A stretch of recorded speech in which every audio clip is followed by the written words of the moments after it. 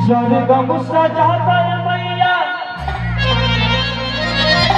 कि स्वर्गम सजाता है मैया, कि असरे में पानी हो और की बीड़ा बजावत आवा,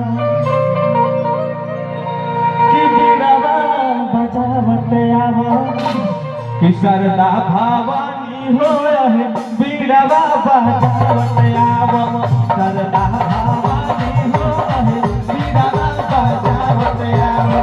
स्वर्गम सजाता है मैया, स्वर्गम सजाता है मैया, असरे में पानी हो भैया। ऐसे ना हुई जब तक ले माई के गीत गाई शांत नहीं रहेंगे। जब भैया डांस करे लगा उसके बाद में भैया वो तो खुद आप लोग के हाथ उठी।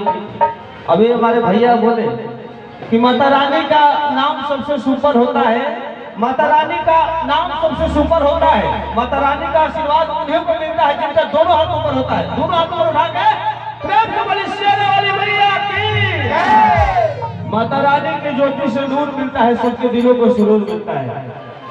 माता रानी के ज्योति से नूर मिलता है, सबके दिलों को सुरूर मिलता है।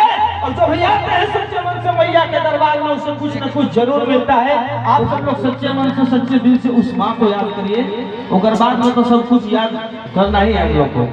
मगर अभी एकदम पूरा सच्चे मन सच्चे दिल से सब लोग दोनों हाथ उठा गए और की बीड़ा बजावत आवा, भैया तुम हाथ उठा दो, बीड़ा बजावत आवा, सरदा भवानी हो बीड़ा बजावत आवा, सरदा भवानी हो बीड़ा बजावत आवा।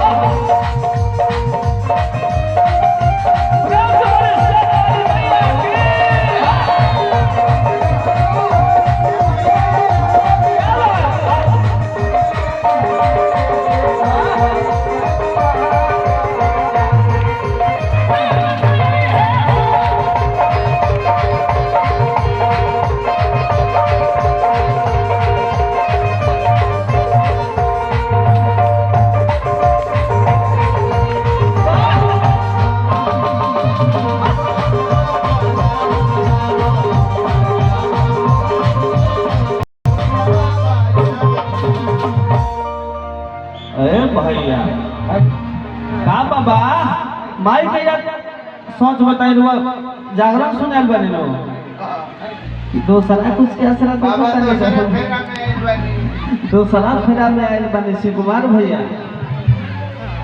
बाबा से बर्दाश्त ना हो ज्यादा देरी।